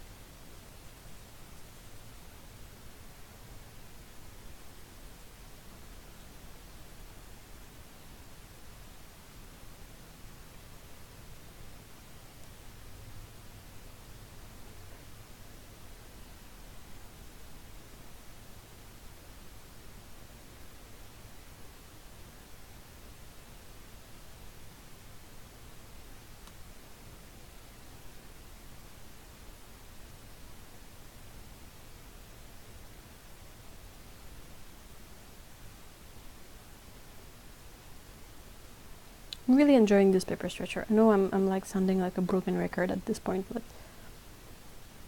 I like that I can use 90-pound Arches paper on it, so it's a bit cheaper, and it keeps the paper super duper flat, so you can throw all kinds of stuff at it and it's not gonna budge. Oh, bye Ian, thank you so much for being here.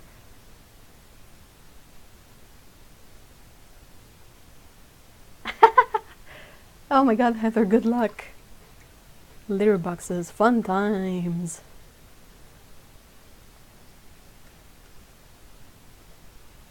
Oh, Otto, I hope they let you take pictures. Sometimes they don't let you take pictures in the cat cafes because the flashes can be annoying to the pets, but I mean, you can use the camera without flash, usually. Cat cafe. I have 2 cats and I'm always excited for cat cafes anyway.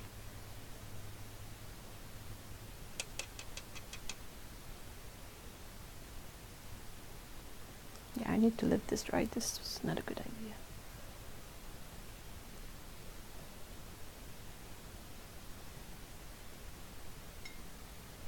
Alright, well, I'm gonna have to end this now, sadly.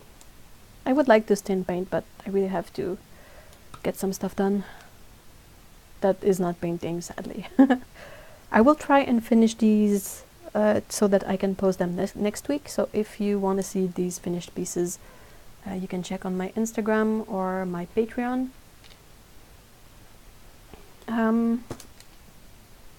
Do you guys have any questions before I shut everything down? I want to say thank you to all of you for being here today. It's always super fun and it's always a blast and I'm always super excited. And I want to say also a great big thank you to awesome moderator Otokano. If you have never been to her channel, I encourage you to do so because she's all about watercolors and colors and like color theory, and it's really awesome and well put together, and Otto is... I would have more thumbs up if I could. So yeah, what else? I think that's about it. All the links are in the description, like Instagram and Patreon, and there's a Discord server if you want to come chat with us about paint stuff and animals and whatnot.